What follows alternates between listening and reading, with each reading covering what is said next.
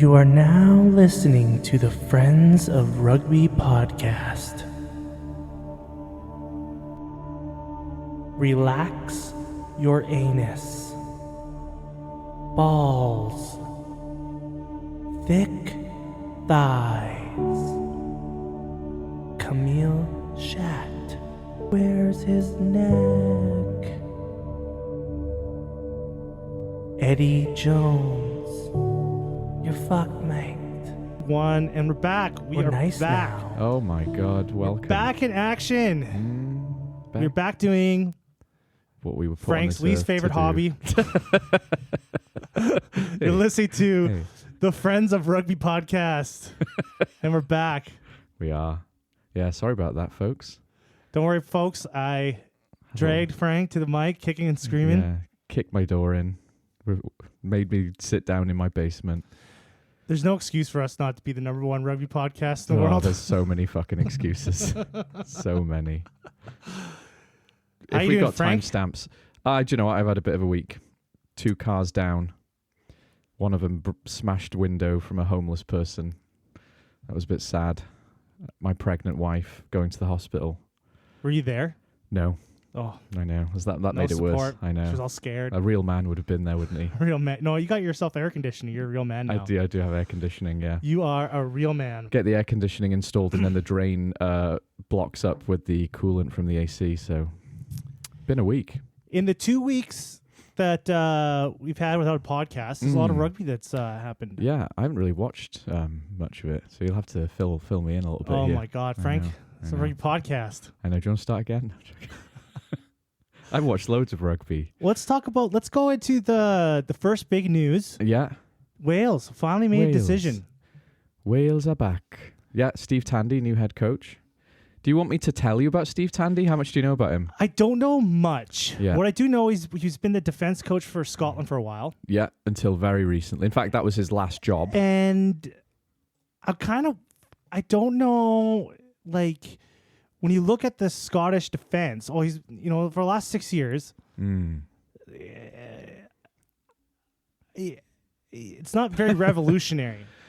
The weird thing is, for me, is that a lot of Scottish fans I hear and pundits say how good Scotland's defence is Yes. without referencing Steve Tandy. But then I look at the results they've had. It doesn't seem statistically significant. It doesn't seem like they've been like Wales under Sean Edwards. You didn't need to know a lot about rugby to know that they were not letting you score tries on them. Yeah. You know? Steve Tandy in Scotland, apparently their defence is good, but I'm just going on apparently, not statistics here, right? They still are, they've definitely improved as a team. This is the best Scottish side I've ever seen, but that's because their attack and guys like Finn Russell, Tuipulotu, Hugh Jones. Yeah, they got a crop of players. They do. They have a really They got a just generation silky backline, don't they? Mhm. Well, that's a good word to use. Silky? Very Like that? silky. Yeah, silky backline. But yeah, it's not. I'm not thinking of Scotland and going, that's a strong defence, is what I'm saying. That's what I'm thinking. Yeah. I was just like, Steve Tandy. He's got some history, though. He does, and I'm not saying he's been a bad defence coach of Scotland, by the way. That's just not something I think about. Yeah, he's coached the Lions, he's coached the Waratahs defence, and apparently, again, they were very good under him in defence. And I guess most importantly, and this is probably what a lot of people don't know about him if you're not Welsh, he was a genuinely very successful Ospreys coach. Like he won what was called the Pro 12 at the time with them. And he turned them around. They went from a really bad season. He came in and basically went the rest of the season undefeated. So he has a bit of caliber, but the dramatic twist was he was fired by the Ospreys not long after when they had a bit of a wobbly season. And if you're a bit of a fan of Squidge, you'll know that his first ever video was a deep dive on Steve Tandy and his life at Ospreys and how it kind of went from amazing to a bit crap. And whose fault? Who did Squidge put the blame on in that video? Do you remember at all? I do, yeah. I remember that video distinctly. I remember watching that video and it was like lightning in a bottle because if you remember the landscape of rugby media at the time, it was boring old rugby blazers talking about stuff that they didn't really know about. It was guys talking about the World Cup in England in 2003 and trying to apply it to modern rugby, right?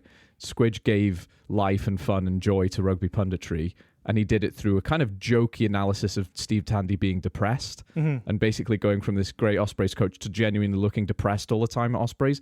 I think he lost a bunch of players. It was a bit like the situation in Munster where, is it Richard? Not Richard Cockerill. Oh, help me out. Who's the guy they just fired at Munster? Oh, I know. Bread. Bread? Bread? No, he was an English Blackmore? guy. No. Oh, that's... Is it Bread something? Beard? Fuck, what was his name? You're gonna Google it fully where I keep talking about Steve Tandy, please. It's gotta be... So I should know this. It's gotta be like... Breadmore, Blackmore, No. Breadman. No, it's Graham Roundtree. Anyway, I was in the ballpark. I should know that. He's a good coach. Anyway, it's a very similar situation where it was like, that's not really his fault why you're firing him, you know? Because Munster just had a lot of injuries, and then he had a kind of he didn't win the URC, so they fired him. It felt very similar with Steve Tandy at the time. Anyway, I really like Steve Tandy. I think he's a bit grumpy at times, and Wales need someone of Matt Sherratt's personality where he's lively and supportive. Maybe Steve Tandy's like that behind the scenes. But I think this is a good appointment, and more significantly, he's the first Welsh coach of Wales in a long fucking time.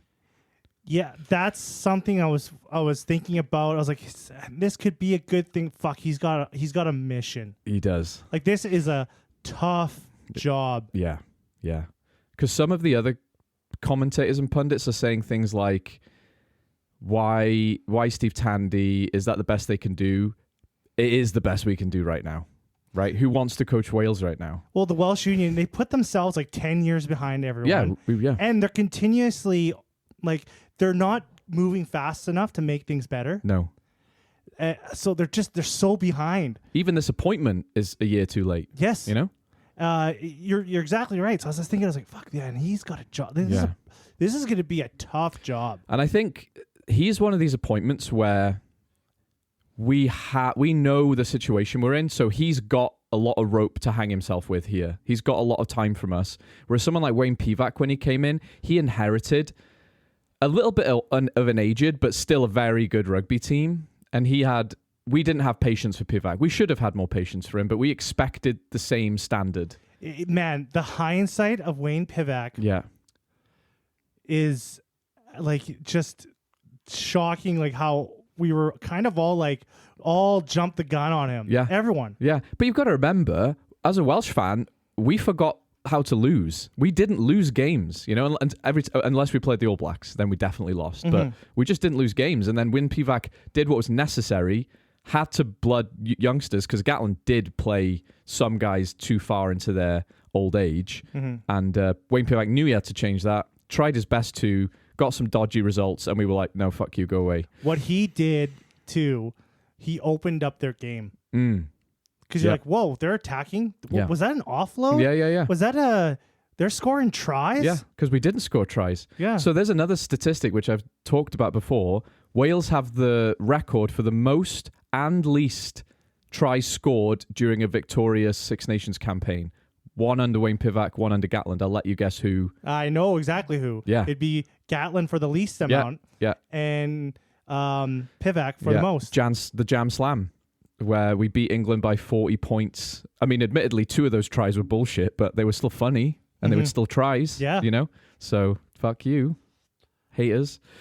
Long story short, Steve Tandy, we've got to be patient. I think this is a good appointment, but it's the best appointment we could hope for. Do you think it's the best you can hope for? Genuinely. Could give me another... I was thinking about this, and I actually wanted to ask someone like you, who else is there who would accept the job realistically? Okay, you got me. And to be fair, I mean, I'm ambushing you with a question that you probably want time to think about. Yeah, exactly. So another candidate who people might go similar mold, has had more success recently is Simon Easterby, because he played in Llanelli, he was the coach of Scarlets. Yes. But if you look at job for job, Simon Easterby's time as head coach of Scarlets wasn't good, whereas Steve Tandy's time as Ospreys head coach was very good. He won the Pro 12, right? I just don't think you're going to be able to pull Easterby from Ireland. Well, he lives in Wales, and his wife as well. She's kind of... But he loves his job there. I know, that's another thing. I don't think he would I don't think he wants the job. There's a couple coaches where they might be coaching at a certain point for a long time. Yeah. Like Andy Farrell, I think he might be at Ireland until he dies. Yeah. I've heard him on talk shows and in interviews and how he even talks about living in Ireland. He loves living in Ireland, doesn't he? Like he fucking loves it there. Yeah. So unless something spectacular happens, and then they got something special going on in Ireland there because they love being there, don't they? They love being there. The players like playing for him. Yeah. They love the atmosphere that he creates. You can see he's kind of a good guy. He seems like a very good guy. He's like a guy that demands respect because he's like his demeanor. But he's not an asshole, is he? He's not an asshole. He's he's a guy that like players and people want to work for him. He's fair, I think, and that's why when he got Owen Farrell in, this is slightly tangenty. I don't think the sensible people are that upset because you know that Andy Farrell is not doing something from emotional. He's doing it because he knows what's best to win, right? He's logical. But yeah, like guys like Bundyaki and even guys like CJ Stander, guys who moved to Ireland, always talk about how much they love being in that environment. So whatever Ireland are doing nationally, their culture in their team is really working, right? So you're right. I don't think we would ever get someone from the Irish coaching setup, but neither do we deserve them. A name that was given out was Jake White, just left the Bulls, and Jake White had said that his greatest regret in coaching was turning down the Wales job because he was offered it just before Gatland was. Long time ago, but he's not the right guy for us. He would come in and he would have his old school forward heavy approach. We don't have big guys right now. We have a lot of young guys who are a bit more quote unquote backs talented. Do you know what I mean? So he's not the right guy for us. We're still in a shit situation though. That's the truth. That's the truth. I don't know what Steve Tandy can really do. I feel like they're not far away now. I think there's going to be, I think the next couple of years, probably under Steve Tandy, you're going to see Wales win one, lose one here and there. That's it. But they're not going to be a great team. Yeah. But they're not going to be a fucking awful team. But how sad is that? How sad is that? We genuinely have gone back in time. Yeah. I would expect to win 3 out of 5 games in the Six Nations. Now I'll take one. I will take one. And that might be Scotland or Italy, probably Italy, if we're lucky.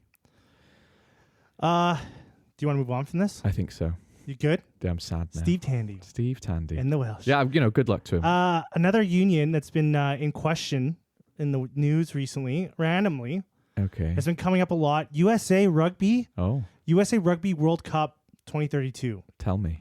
So a lot of people... That's the World Cup year in America. Yes. Yeah. So there's a lot of talk about conflicts with stadiums. Yeah. Because the NFL... Yeah. And the quality of rugby in the MLR. And I was just trying to think, like, what would, like, to get the MLR, there were some good, there was actually some good ideas brought around. I was reading I forgot, Chris Robshaw. Yeah. MLR veteran. An MLR veteran. Yeah. He made a comment about how the players need to cross over leagues more. You mean these Americans need to go and play in URC? Yes, back and forth. You know why, though, don't you? Why is that? They're not good enough. Yes, there is a lot of players that probably are. And there's a lot of players that can make a squad. Not necessarily a starting, but like a joker or like some kind of just to be in the environment. I think the problem is when money is tight in everywhere but France, it's hard to justify flying someone over and investing time and money into them. That's why I think if they're just on a secondment. That's why the union should get involved. Yeah. Like to help subsidize it. Subsidize it. Yeah. So you're getting these players from the States into your academies. Yeah. Also, like the timing of the MLR. Yeah. Because the MLR is only 17 games, so it's short. So these guys need to be playing rugby more. Yeah. Because you want to be going into a World Cup with a relatively competitive team. Yeah. The MLR is was 17 games a year. Yeah. And then the 3 or 2 games that they play after that. Yeah. It's not enough. No, it's not. It's not enough for these guys. These guys need to be going over back and forth. And there needs to be a thing where professionals from Europe, too, that need more game time, that need more stuff like that, going over to the MLR. filling up the spots too. I agree with you actually, because I look at the Major League Soccer and you see how the Europeans use it. It's almost like a retirement dumping ground to make some money. So Messi's there now and he's tearing it up, but he wouldn't be as competitive in the Spanish league because he's just too old. But he's still a very good player. Exactly the same thing in the MLR. Guys like Gito, Chris Robshaw, was it Nonu as well? All go there basically when they're no good in their own domestic leagues anymore. They're not going there in their prime. I think it should be a little bit of both. I think it should be senior players that they're just a little too old to compete at the top level in Europe. Yeah, go over to the MLR to raise the standards there. Yeah, and developing players. That's the key, isn't it? The development, because when Lee Halfpenny went to, was it Crusaders? You kind of felt like he was almost like a player coach rather than actually going to get a lot of game time, you know? And that's what they need. But what I'm saying is the caliber of the league isn't there yet to attract. If I'm an 18, 19-year-old academy product in Cardiff, someone says, hey, do you want to come for a year or two in the MLR? It's like, well, I'm just wasting my life if I do that because I may not get good rugby and I'm going to lose an opportunity to play for Wales or even start for Cardiff. And I think almost every other country in the Six Nations grouping would be in the same situation. Even if I'm an Italian and I'm offered to play for Benetton or an MLR team, and even if the MLR team offered me a bit more money, I'm still more likely to play for Benetton if I want to play for Italy. That's the problem. I think the smart thing to do in this situation is have the MLR make a deal with a league, most likely the URC, to have some sort of back and forth. Yeah, and I tell you a rumor I heard. You know this whole thing about they might drop 2 Welsh regions? Yeah. The rumor is, if they do that, which would be in 2 years, they'll replace them with American teams. So it would truly be an international league then, where it's already an international league. It's just a rumor. So they're with 2... They were already thinking about it. That would kill fucking the MLR. It would kill Wales and the MLR. Yeah, it would. It would. Or maybe these are MLR teams and they guest feature in the URC on a rotation. That sounds like bullshit now I've said it, but it would still be cool. Be cool. Sounds very... Yeah. The MLR to do a couple things to get the league is like kind of taking there's been so many talks about other leagues trying to get into the United States. Yeah. Like for years, Super Rugby. Yeah. Super Rugby, California team. Yeah. Hawaiian team. Yeah. Right? They just missed opportunities in my eyes. They could have done this years ago. Yeah. I feel like the thing, like the development kind of, I think the quality of the MLR could change overnight. I don't think it's a year's thing. Yeah. If they made the right deals with the right leagues, you could change the whole quality of the league overnight.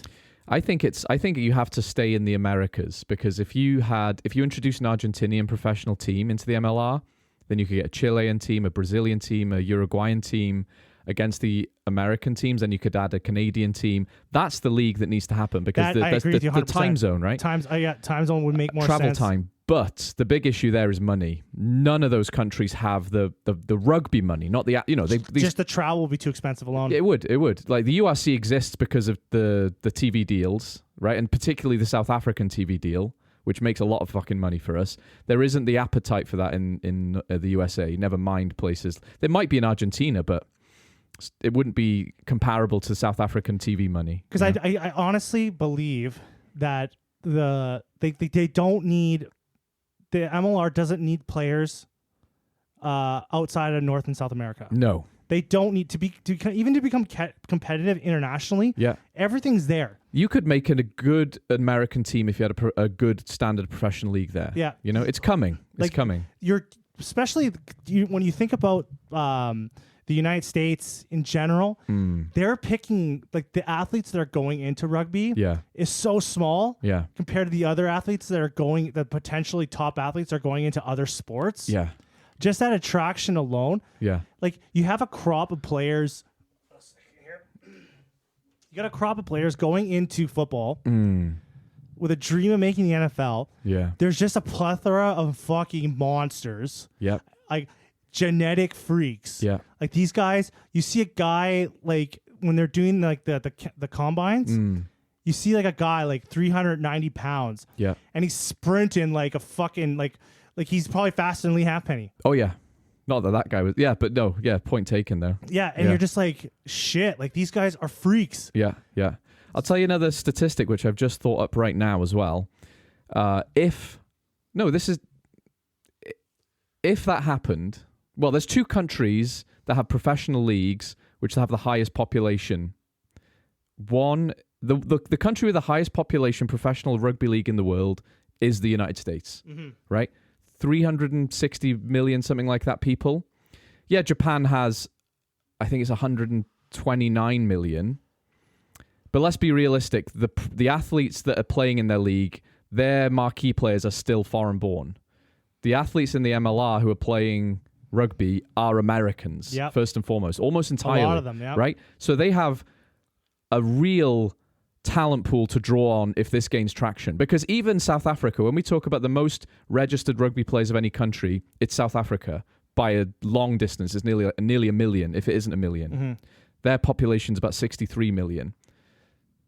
But the United States, 360 million. There's hundreds of millions more people there who enjoy violent contact sports. Yes. You know, if you tap into that talent pool, all you need is the money then. And I think you've just got to be patient with them. You've just got to be patient. They just need more money. The only thing that MLR is doing too is they're nerfing their own sport. Yeah, they are. That all the scrum rules, the amount of stoppages they're adding into the game so they could throw in commercials. Oh, yeah. It's just, that's going to destroy it. And it's going to hurt them internationally. Yeah. They just cannot fucking understand a game that just doesn't stop. No, they can't. No. Like, what do you mean? How do I fit in 100 commercials? Yeah. It's sad, isn't it? Like, they've turned their sports into commercial machines. Yeah. Even hockey. Yeah. Like, watching the Stanley Cup Finals, fuck, man. Like, they just kill the flow of the game. Yeah. Because they just toss a commercial at you. Yeah. They're just, fuck, commercial. Game stops, commercial. And it's just like, fuck, like, let me stay in the game. I would, football, like American football and even Canadian football, is a sport I'm on the cusp of enjoying. And, the only thing stopping me from enjoying it is the fucking advertisements, right? It just ruins it. It's relentless. It really ruins it. And they've really based the sport around, like, because football is a sport that's really designed to be a money-making machine. Yeah. The amount of ads you could fit in the game because of the stops and starts. Yeah. It's total bread and circus But they shit, they stretch a fucking 80-minute game into 3 hours. Yeah. Or 3.5 even hours. when they have the Super Bowl in the fucking Super Bowl? whatever February or whatever it is, the main event for a lot of people is the show at halftime. Yeah. Oh, I get to see Beyonce. It's like, just go to a concert. This is a sports game. Fuck off, Anyway, not that it's any of my business because I couldn't care less about it really, but I would love to enjoy that sport. I like the tactics of it. I like a lot of things about football. I just can't fucking watch it. No. It's too slow. It is. It's way too slow. Yeah, it's too many interruptions. But yeah, like I want to tie in what you're talking about with the MLR and how it's developing into the Lions. So remind me if I forget, but there's something about particularly the Jack Morgan incident at the end of the second test there, which ties neatly into how the Americans are sort of nerfing the game a bit, and how rugby. We'll get to it. I'm just thinking out loud. Let's talk about the Lions right now. All right, you've been having a good time, eh? I've been loving this Lions. Yeah, I'm not gonna lie. I'm not. I haven't. You know what? I haven't done this Lions tour, which has been really un-Steve like. Didn't get up and watch it live. Didn't watch it live. Yeah, it's hard. That's 4 a.m. I've been watching them after work. Yeah. And then I've been watching them like when I get up in the weekends. Yeah. The thing is thing that's been helpful is the app that's showing the games. It's very good for replay stuff. Yeah, you need that, don't you? So just click and go. Yeah. I'm not gonna get the game spoiled for me by trying to log in and then I see the score. Yeah.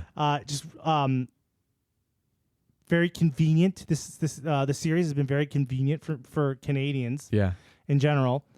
I've been loving it, man. I've just been loving the drama. There's a lot of drama in this series. There always is. And it's over with now. Well, the Lions have won the series. They have, yeah. But the talking points, the subpar competition, the crazy call ups, I couldn't have asked for more. I'm going to tell you a bunch of reasons why this is my least favorite Lions tour without sounding like a salty Welshman. That's a lot. And I want you to pause and comment and tell me why you have been enjoying it. Okay. Okay. So, First one, and we talked about this for a long time. This was the easiest Lions tour in terms of opposition, maybe ever. Yes. Yeah? Yeah, so my thing was this was a really... You're right. I agree with you. Yeah. It's the weakest competition they've had probably ever. Yeah. It is ever. It is ever, actually. It is ever, yeah, actually, when you think about it. But it's really a series for people that, like, are gay for rugby. That's it. Like, if you love rugby, you're watching the best players in the Northern Hemisphere play. Yeah. Like Harlem. It's Harlem Globetrotters, isn't it? It is. It's going it's to just a Harlem like Globetrotter show. Yeah. You just got to watch these all-stars play. Yeah. You're doing it for the love of rugby, basically. Yeah. So you got to be the enticing aspect of it being very competitive is just not there. Yeah.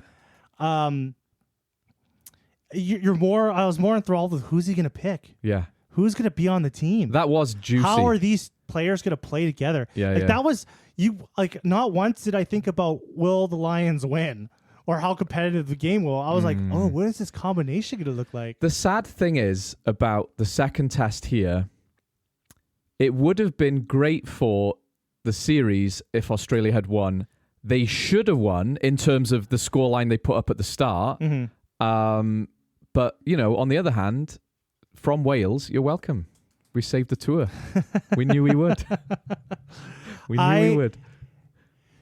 What was I saying? Do you know what I mean, though? Like that for this series to have been one that we remember for 100 years, Australia needed to win that second test. I was for the optics of everything, though. Yeah. I did not want Australia to win this game. I didn't want them to win a single game because it would just look bad.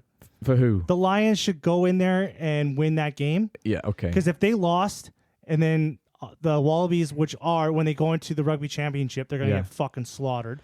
It would just look bad. It would look bad. It would look bad. There's some things, though, that were surprising. I knew Australia. I knew the Wallabies were fucked. The first test match, when they brought out their own Sam Costello, Tom Lina. Yeah, when they brought their own Sam Costello, I was like, oh my God, they're fucked. Yeah. They are fucked. Just that little blonde boy. Yeah, when the little blonde boy came out with his like ready lollipop. to be slaughtered, yeah. Yeah, out like to the slaughter. Lamb to the slaughter with his curly locks. I was like, they are fucked. And they were fucked. Yeah, they were. Yeah. They're not as bad as people are saying. Do you know what? That Wallabies team would definitely beat Wales. Oh, yeah. That Wallabies team Japan beat Wales, so, we don't need to go into that. That Wallabies team would definitely beat Scotland. I think they beat Italy and Scotland on a good day. They beat England in November. I think they would beat England. Oh, they did. Yeah, you're right. They did. And they beat Fiji not long ago. This Wallabies team would definitely beat. I would put money on them to beat England, Ireland, Springboks, New Zealand. No. Yeah. Well, what you're saying is that they're a good rugby team. They're just not a great rugby team. Yes. And the Lions have to play great rugby teams for the series to be memorable, successful, etc. Right? Yeah. I see what you're saying, because the Lions brand, whether you like it or not, is always in a little bit of danger, because it is an archaic thing. It is a weird thing, and we love it, but its success is dependent on the opposition being good and competitive, and the Lions being able to step up and match that. Because if the Lions got absolutely battered by a mediocre team, the brand would die. And if the Lions absolutely whitewash a country, people will go, what's the point of this tour? And that there is a danger of this happening on this tour. And this happened. This has happened. Yeah. This happened not in rugby union, but in rugby league. Oh, tell me about this. I don't know about this. Yeah? The British Lions. Yeah. Ooh. Yeah. They dissipated. Yeah.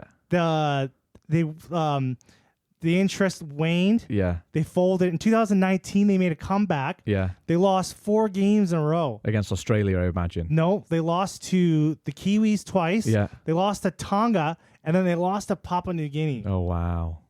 That's shite. Yeah, so... Yeah, well, there's no danger of the rugby union version losing to Papua New Guinea, at least. No, but it's just that you could see how success would destroy it. That's what I'm saying, right? There's always a knife edge with the Lions tour, whether you like it or not. There is. It's always in a bit of a weary, dodgy state. There was just like I think it just, every test kind of went the way... The tests kind of folded out exactly how I was talking about. They were all slightly predictable, weren't they? And that's bad for Lions. It was very competitive at one stage, and then the bench would come in. Except for the first test was actually kind of opposite. The starters, the Lions starters did a really good job, and then as the game moved on and their bench came on, they didn't make that impact, and they were kind of didn't just need holding to, out. did they? They didn't They were kind of holding out, but like Australia kind of took control of the game. They at did, some but points. if you can take control and not fire a shot, remember I said this a few weeks ago. I said that I think the Australians will win one test, and I think if they do, it'll be the first test. Just before the first test, they didn't pick or couldn't pick Skelton and Valentini, and I just knew they're not going to win a single test now, because that second test when they had Skelton and Valentini, they had that physicality. They didn't have the depth on the bench, but they've got just enough physicality and backline talent to rack up a big scoreline, and then just for fuck's sake hold on for dear life. They're so close to doing that in that second test with those guys. Now it's over. Now it's literally is over because the series is lost. You could really see the influence of fucking Super Rugby in the Wallabies, and how the style of Super Rugby kind of was like hasn't prepared them for the Lions here. Like when you watch the Australian tries, these are running rugby plays. Oh, yeah. They're creating space. Yeah. They're passing the ball around. They're finding openings and going through them. Like when you look at the two games, and I think the meters made by both teams. Yeah. Australia's got the Lions beat on both. Oh yeah, comfortably. And how they're scoring tries. And I think when Wallabies they go and play the All Blacks, they might have a little easier time because of how the two styles are kind of like meant for each other. Yeah. So those are gonna be like two high scoring games, I think. Oh yeah. Yeah, no doubt. But like, the defense, like, and the attritional rugby kind of like wore the Wallabies out. Yeah, guys like Suaalii, who is an incredible attacker, and when he played against Wales, he was terrifying. But it does expose that even the highest caliber Australian player has his weaknesses because of Super Rugby. Obviously, it's his defense, right? He was just porous. Because when they brought Will Skelton in that second test, just him alone, and how he plays really put the Lions under the pump. It did, right? They were always on the back foot. Valentini coming into the game too. Yeah, like those two players, were really made a big difference in that first half. Yeah, that's the physicality. But as soon as what's his name again? Will Skelton.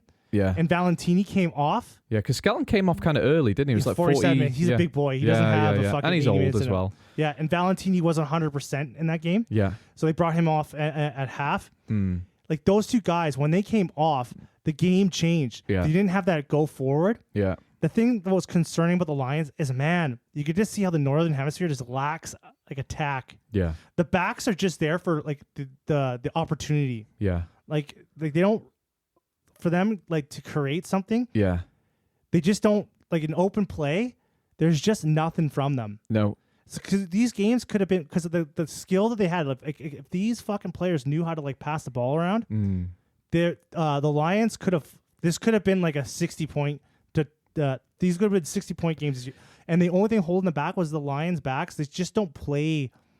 They're not used to it, are they? They don't play a running, passing like. Creating opportunities, like they just don't do that. They just play this attritional, territorial game. And the crazy thing is, this is still in the history of Northern Hemisphere rugby the highest scoringest Six Nations and URC season and Gallagher Premiership. Like attacking rugby is so back in the Northern Hemisphere, but you still see it, don't you? They're just so structure dependent. It's like the coaches say, you just wait. The forwards will do their thing. You just guys wait. And they end up being vultures circling a carcass, right? They have to wait to pick away at moments to score. They're not trusted at all with the ball. I think that comes down to the reason why like a team like the New Zealand can play like that. There's like an open like running rugby is because the players' IQ is way higher. Oh, way higher. They don't need to rely on like everyone sticking to a certain structure. Yeah. Because their rugby instinct is so good. Yeah. That they know when something different happens, especially when it comes to defense, they all know what to do. Yeah.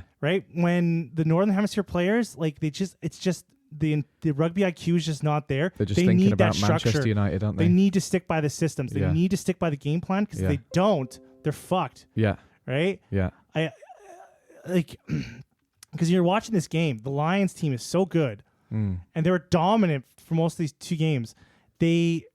But they like when Australia in the second test they racked up that score. Yeah, it was tough for the Lions to like bring it back up to an even playing field. Yeah, because they're just not structured to like create opportunities. And it sounds like a lot of the Lions backs just didn't have a good game either. James Lowe didn't have a great game. Gibson Park didn't have a great game. They're just not the types of, like, besides Freeman, like Hugo Keenan is not an offensive player.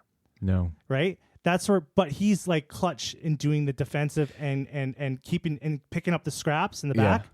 And James Lowe is not a fucking flashy winger. No. He's a hard-working, get you out of jail free card. He's more like a flanker than a winger at times, isn't he? He's like a flanker who He's can got kick. that boot, and he's working all over the field, but he's not this flashy, offloading winger that they... It's a catch-22, because then if you have someone else... Like if you have a Mac Hansen who's a bit more open field running. Then you're losing that...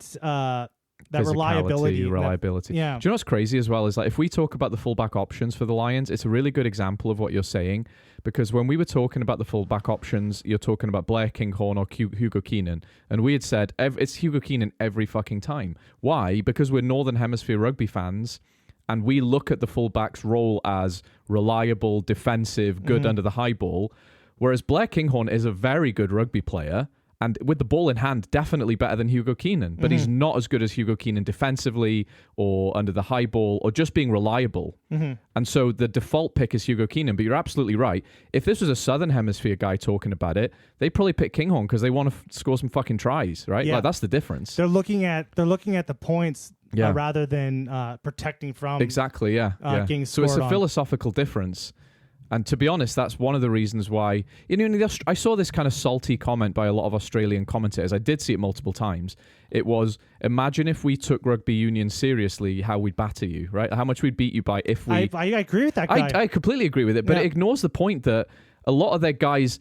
It's not like they're playing fucking golf instead of rugby union. They're playing rugby league and Australian rules. The skill set is, in rugby league's case, almost identical. In Australian rules, it's very fucking similar. It's just that the problem with league is that the guys that are coming over from league aren't the guys that they need. No, they're not. Right? No, they not. need the Tupos. They need Valentinis, not They need the Tuolis. Skeltons. Yeah. Right? They need more Fraser McWrights. Yeah. That's absolutely They true. already have the back talent is great. Yeah, they'll never be short of back talent, right? Like what's like what was his name? Tom Wright. Yeah. Like the Aussies fullback. Yeah. He was fucking amazing. Yeah. And Jorgensen, that guy is unreal, Yes. He doesn't look. He looks angry. He looks like he got bullied in high school. Yes, because when you see him, like he's just like fucking. He looks like he's in a bad mood all the time.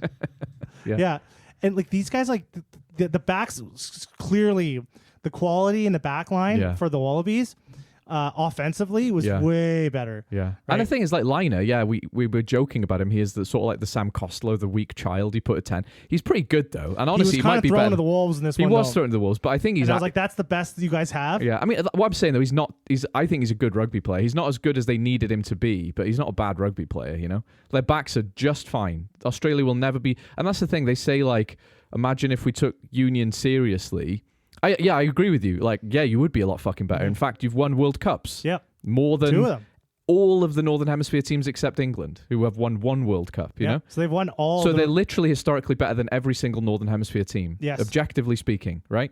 So I agree they would be better if they took Union seriously. But it's not like they don't have the resources to draw upon if they wanted to, right? They, when they brought Folau over from League, he was immediately the best fullback in the world for a period of time. Yeah. You know? They just need to... the problem with like, did you hear? Did you watch Wild Card? You remember that? You know that guy? That really angry Australia. Yeah, I do like watching him. He has a complete fucking meltdown after the second test. Oh, is he livid about his video? If you guys want to go and watch this video, go and watch Wild Card's video. He has complete fucking about the clear out at the end. No, not even about the clear out. He didn't care about that. Oh, he didn't? No, he didn't give a fuck about that. Okay. He was just. He goes on a fucking rant and he has a complete meltdown. But he makes a lot of like. I usually agree with him actually. Union is only growing. Like they're only focusing on private schools. Yeah. So there's only a handful of them that are feeding Aussie rugby. Yeah. Like same as it ever was. Their grassroots development is bullshit. It's shit. Yeah. Right. Yeah. Like they should be playing Union in every school. They just don't want to. Like they play Union in almost every school in Canada. But the in thing Edmonton, almost every high school in Edmonton, public high school, has a rugby team. Has a rugby team. But they do play rugby though. They play rugby league, and they just slightly prefer it. It's like the point I'm trying to make here is it's the Aussies rugby is they're not short of backs. No, that's what I'm saying. And as well. league is just kind of going to give you more backs. Oh, because they're I all see. kind of the same size guy. I see. Right? They're all these like slender, maybe a bit tall, like around 6 foot. They're muscular but not massive. Yeah. And they're fast than. Yeah, to compete at this international level, they need those forwards. They need like 50 Will Skeltons. Yeah. Right? Yeah. And that's what like everyone else has. Yeah. And they're not developing those guys because those guys aren't playing. Those guys are like genetically, you need those guys, but they're not in the systems. Yeah. Private schools only for a certain amount. Private schools for people like Lina, who's like definitely looks like a private school boy. I guess it calls his mother mommy. Mummy, mommy. Can Jorgensen stay over for tea, mummy? Mommy. Like that's when you look at that guy, like that's a private school kid. Yeah. Like that is a kid that like you need some hard motherfuckers. Yeah, you do. I agree. I just think the thing is like you can't force a thing. If I'm in an average school in Australia, not a private school, all the kids want to play league and not union. It's like if I'm on the schoolyard in the UK, we're playing football, not rugby. Why? Because all you need is a ball. If I want to play league or union on the schoolyard, I'm not going to make people do a scrum and referee a line out on a ruck. I'm going to play league because it's super fucking easy to officiate with 20 children, Yeah, they would have to separate them in different parts of the seasons. Rugby is too complicated. Of the school year. It's just... You can't just have a casual game of rugby union. You can have a casual game of league or Aussie rules. because it's so easy. It is easy. Yeah. And I agree with you. I'm a union fan, but I understand why it's dying in Australia, and it's not really anything anyone can do about it. When I first coached rugby, first coached high school, and I had to like basically teach 35 children how to play rugby that had it's insane, isn't it? That have never even heard of the sport or even seen it. Yeah. And there's no other sport that I can relate it to. Yeah. It was super tough. It is tough. Yeah. Super tough. Now, if I had to go in there and coach them in league, yeah. Well, it's easy. I can have them playing a game within an hour. Yeah, absolutely. Yeah, absolutely. Right? I can have them playing a game league in an hour. And I'm going to, when we get back to talking about the Lions in just a second, I do want to talk about the ruck a lot. Well, as much as time will allow. But this is kind of the problem that Union has, is it's just way too complicated. So, even when I'm coaching and I'm coaching our men's team, majority of the guys know rugby well enough, but every week almost I'm getting a new 18-year-old kid and I have to almost pause training, take someone aside and say, you need to go over there with this kid, teach him how to throw a rugby ball and teach him about the rules. And even a month down the line, there's still things he's doing wrong. Like he'll hold on to the tackle in the ruck because he doesn't know he's supposed to let it go. Because when am I supposed to teach him that? I mean, I'm trying to teach him every single thing I can, but it is a really complicated game. So I understand why it's dying in Australia for reasons we can't do anything about. Because rugby league and Aussie rules are just much bigger. There could be some pushes in some different directions. There's definitely things they can do, and they're not doing a good job of it. But I do think it's a bit hopeless, to be honest, in Australia. Anyway, do you want to talk about some controversial Lions moments? The Lions, so they won the series. They won the series, but without controversy. Controversy. Controversy. And that's the end of our podcast today. Thanks, guys.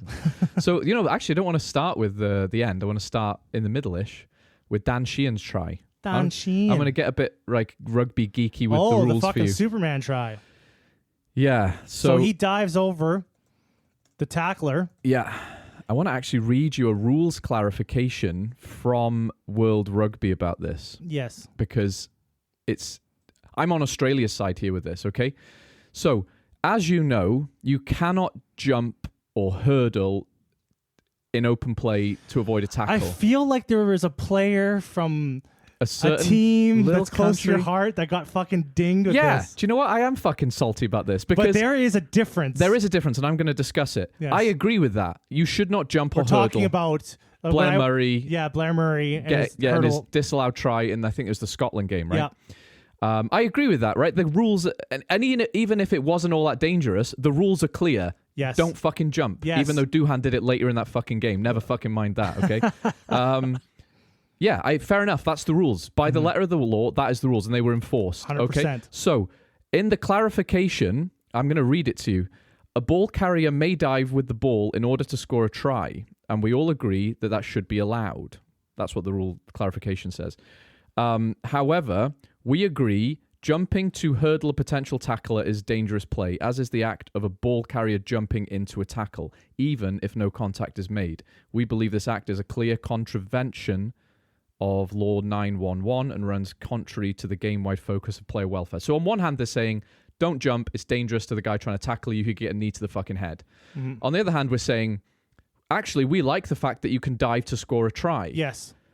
But that literally contradicts the thing you said about safety. Mm-hmm. You cannot jump at all in rugby, ever. It should be disallowed. So because as soon as you leave the ground in a jump, any attempt to tackle you I make is dangerous to me. If your focus is player welfare, all jumping forever should be banned. And jumping, even for the jumper. Yeah. Because now he's in a position where he can't really protect himself. No, he can't. And he's going to get cracked in the head. Basically, they say these two things living next to each other as if it makes total sense to say jumping is fine if you're scoring a try. We like it. It's fun. Mm-hmm. But jumping is very dangerous for player welfare for the tackler. They can't coexist. They cannot coexist for me. I'm just talking about it from a pure, forget the rugby, a logical point of view that just these two things next to each other don't fit together for me. They don't. They don't. And there's fuck all you can do about that because if you're going with the letter of the law. Yeah, it doesn't make sense. And that's what's annoying about World Rugby. It's like you have a huge blind spot. You've just said a thing and then in the next sentence said a different thing. And he said, but that's fine though because we like it. But we also think player welfare is important. Maybe guys like Donald Trump have like looked at how rugby laws are. Yeah, we could just say what you want. You could just say, so do just say you a want thing. And just do what the fuck you want, you know? Yeah. And the thing is, Dan Sheehan's try looked cool as shit. And it was smart because he knew those guys were going to go to a knee, which is another thing. You cannot make a tackle from the knee. And they go straight from the knee. And everyone does it all the fucking time. Yeah. But you can't just sit on your knee and wait to tackle someone. You're not even allowed to post. No. You're not allowed to put your hand on the ground, getting ready to no, you're not. Take up. You're not even allowed to do that, and they all do it all the time. That's how they get low as fuck because they're like their one hand is on the ground, they're posted up, they're tripoded up. Yeah, you're technically not allowed to do that. So every single thing about that try, from a defensive and offensive perspective, is against the rules. By the letter of the law, you've written everything about it is incorrect, and whatever happens, can we penalise both teams for being dickheads? Like no. So if you tell me from an Australian point of view, rugby league is more popular. No shit, because trying to referee this nonsense is a nightmare. It's a fucking nightmare at professional level where we have several cameras, 3 on-field referees, and a guy in a box with air conditioning watching it, and none of them can make a sensible decision. Let's go to the Jack Morgan incident. This is very similar. Very similar. Very similar. Very similar. Because you have contradicting... on both sides, you have contradicting laws here. Okay? When that call happened... I was like, you take 10 refs and you get 10 different outcomes with that. Absolutely. But at the same time, I was like, what the fuck is Jack Morgan supposed to do there? And the first thing can't Gator roll him out. No. Here's the thing for me, and I've said this before. As soon as you are clamped over the opposition ball, you've won the breakdown. That's your ball now. There is no amount of clearing out that should, if it was up to me, I'm saying, not by the letter of the law. If you've got over that ball and people go, how am I supposed to get it back? You can't. You've lost the ball. You didn't get there quick enough, right? Unfortunately, in rugby union, that then favours the defence a lot of the time. Yes. If we're going to referee it like that, it's going to be back and forth and it's going to be a mess. You can't string a few phases together without losing the ball, basically. But also the position that the jackler gets in is... Illegal. Right, absolutely. So... Because his head is below his arms. Below his waist. Sorry, below his waist, yeah. So, and that is the prime position to get into to stay on your feet. Because you can't otherwise. You can't. Physically can't. If a man who is 250 pounds is coming at me, there's no way I'm stopping if my head is above my waist. And you don't have the weight distribution to... keep your body all in line. Yeah. And pick up a ball. It's impossible. You can't float in the air. The rules are encouraging fucking impossible physical positions. You can't do that, right? So you have to be a contortionist to do that. It's either you get rid of the jackal altogether, which would favor the offense way too much, or if they take that risk to do the jackal, there's risk involved in that. And do you know what this sad Or thing... you could bring out a roll. If someone is actually jackling, you can grab their body and roll them away. I think that is the thing here. It has to be about removing the jackler without diving into them, but it's a contest of strength. And now you're making decisions. Now a person running in to clear a ruck in a split of a second has to make the decision between like a clear out or...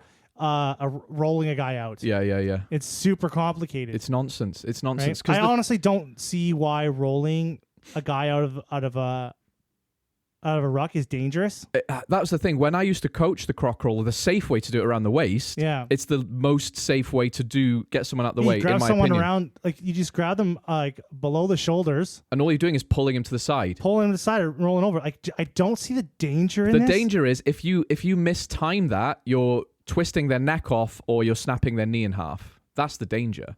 But if you do it safely, if you're in the right position, it's, I think, the safest way to get someone out of the ruck. I honestly agree with you. Instead of two guys head colliding, like full on Supermaning into a, because right now when you watch a game, everyone's flying off their feet into the fucking ruck to protect it. Yeah. It was like in practice the other day at Pirates. Yeah. Right. They're like, oh, you stay on your feet. I'm like, just fucking fly in there. Yeah. Everyone else does. Yeah. And do you know what? So one of the guys at our club he was really lucky. He was doing a refereeing and coaching course the other day. And because Canada were playing in Edmonton, he got to do this course with 5 international referees. Isn't that fucking cool? Mm-hmm. And he told me every single one of them said, forget the ball, clear the guy out. That is what we're looking at, right? We're not worrying about the ball. We're looking at who is in the ruck at any given time. So the referees are even saying your job is to just quickly clear the guy away.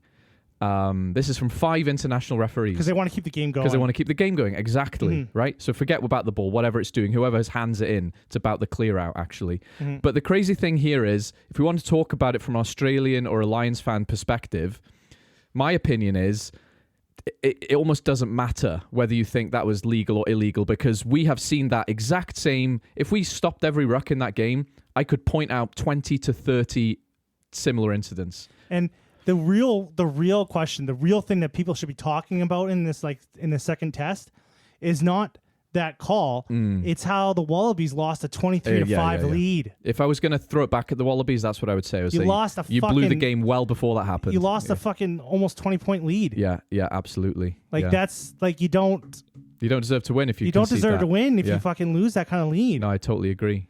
But I'm actually not anti-Australian in my rant here. I'm more anti what the fuck is rugby union doing in its rules, because they don't make sense to me. In both the controversial incidents in that match, even the rules contradict the other rules. And I think I can argue that's a good thing. You know, and I'm thinking about someone like Egg Chasers, who I enjoy listening to, and he would just say something like, I think he would, I don't know what he's actually saying, but like, you know, you have to accept a degree of danger. You have to accept this is a violent contact sport. Yep. At some point, the rules have to be open to a degree of referee interpretation. I agree with all of that. Yeah, you can't pad up the game. No. And it is a violent sport. Yeah, there has to be a degree of gray. There is risk gray. involved. These players play like MMA fighters go in there. Yeah. Boxers go in there. Yeah. And they risk like life-threatening situations. And this is the same, actually. And you do it for the love of it. Yeah. And like and these guys, they want to do it. Yeah, they do. And they know, like, and so it's just like, yes, and the fact that outcome is different, 10 different refs, 10 different outcomes, I kind of like that about rugby. It's very unpredictable. I'm coming back to my old point now, where the referee is more like an orchestra conductor than a rules enforcer, you know? Like, so it's just not black and white. That's the thing about rugby. And that's the thing. It would go back to why union is dying in Australia, because it's a game which requires a referee every time. League doesn't. You could play it like soccer, where we all know the rules well enough to just observe them. In rugby union, it's open to interpretation sometimes. There's a good saying in MMA that they use quite often, and it really applies to rugby too. Don't ever leave it up to the judges. Yeah. If you want to win the fight, knock them out. Win the fight. Yeah. Because if you leave it up to the judges, it's not in your hands anymore. Yeah. And when you leave a rugby game into the hands of the ref, it's not your game anymore. Yeah. It's the ref's game. Yeah. And that's the problem. So when games are close, and teams are like super competitive, you got to win the game. Yeah. You have to win it, because when it comes into the hands of the ref, that's a good point. It's not your game anymore. The ref's a third team. Yeah.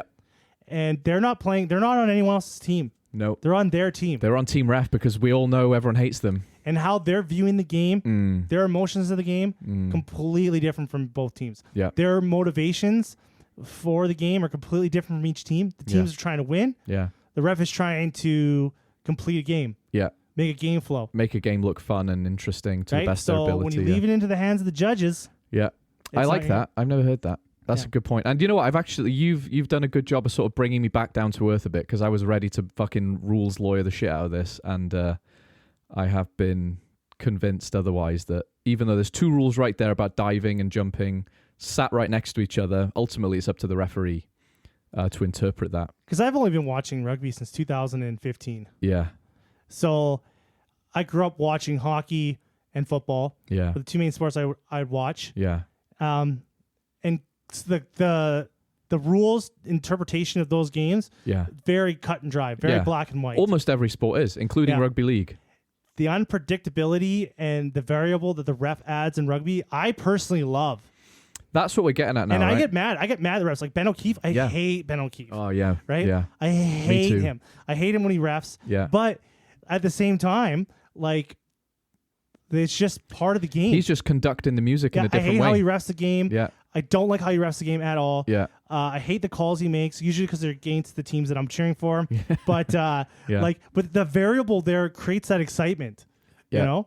Even that like that hatred that I have for him. Yeah. It's kind of like it's coming from love, right? It's like it's like pro wrestling. How they had the villain and you just hate the villain. You're like, You're shouting at the Undertaker on WWF in the 90s, aren't you? Like, fuck you, Ben O'Keefe. Yeah, fuck you, Ben O'Keefe. Yeah. And I love it. Like they're gonna make some shit call. Refs are not gonna make the best calls, and they're not gonna make the call. They can't make the ref is never gonna make everyone happy. No, because there's 2 fucking sides watching the game. And they're both cheering for the other team, so you can never make everyone happy. Yeah, I've come back to love rugby in a very short space of time right here, because you're reminded that this is a philosophical thing. When I watch a game of rugby with someone who likes rugby but doesn't understand rugby, they'll go, "Why are they kicking it so much?" And it's like, you don't understand rugby, bless you, right? This is a numbers game. But they still like rugby, but they don't understand rugby. And philosophically, what we're talking about here is we love rugby because we're arguing about this. Yes. Right? Not despite it. So this call with Jack Morgan, all the salty Australians I've seen, all the smug Lions fans I've seen, fucking long live all that bullshit. Long live it's it. The fucking. That's what I was saying. That's what I was saying when I was talking about at the beginning of the podcast. The drama. Yeah. It's like, I love this. Yeah. Like, give me these dramas. Give me these talking points. Give me these things I want to debate with other people about these things. Is this right? Is the game soft? Is the game hard? Are the rules too much? Is there not enough reffing? Is there too much reffing? Right? Yeah. Like, you could just...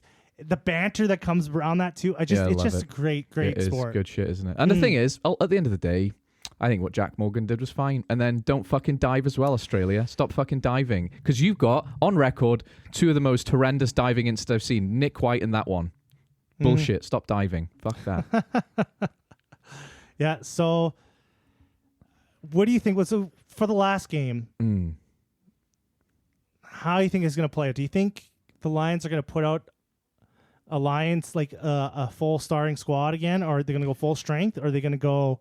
They're going to throw some other people in? I think if it's anyone but Andy Farrell, they might throw a bit more of an experimental side out. But I know Andy Farrell wants to win 3-0. So I think he will play his best fucking team. I feel like you're going to see a couple things here. You're going to see Jack Morgan start. I think so. And not because it's a tokenistic thing. I think Tyke Byrne is not going to play. But then they're going to rest his old soul. Yeah. I think you're going to see... I think Ellis Genge will come back in and start, actually. Yeah. I think I like Ellis Genge as a leader. No, I like what he brings off the bench. Okay. I like having Porter there to like hold the game, and then but Genge he's a game changer. He is, right. Actually, watching the Lions tour and watching the Genge and Porter on the same team, you can see, I'm just like, I used to think that Andrew Porter was the best loose head, but Ellis Genge is really seeing them like. Seeing the difference, like cheering for both the teams and watching them like closely, I was like, "Fuck!" I could see what Genge brings. Yeah, I can see the importance that he brings. He's not just in quotes good around the park, is he? He is actually a good scrummager. The Rhino, when they call him the Rhino, yeah, because he's immense. But I could see they might stick to that.